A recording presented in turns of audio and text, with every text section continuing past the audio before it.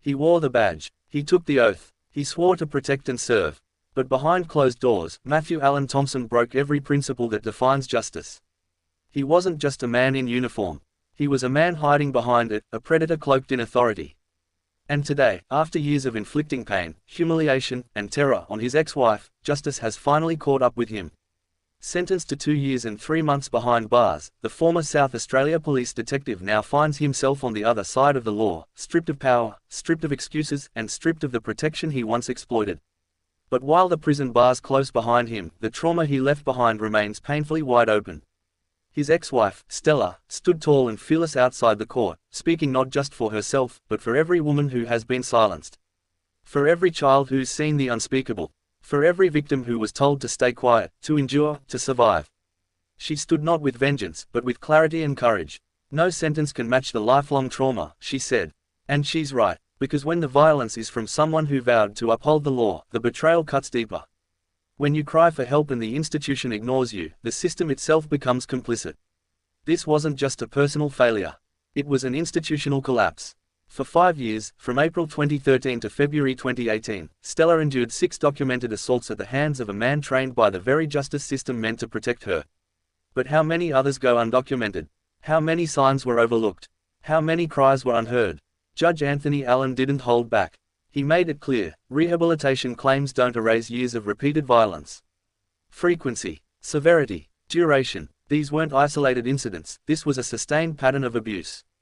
And while Thomson's defense spoke of his own childhood trauma, the judge delivered a chilling truth: this was intergenerational domestic violence, passed down like a curse, repeated like a script, inherited like a disease.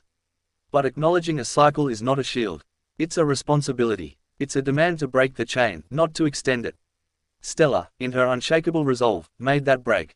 Not just for herself, but for so many others. She turned pain into power.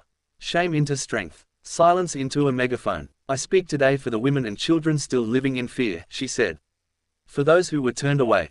For those who were not believed. For those no longer here. Her words echoed across a nation. They pierced through courtrooms, police stations, political offices, and living rooms.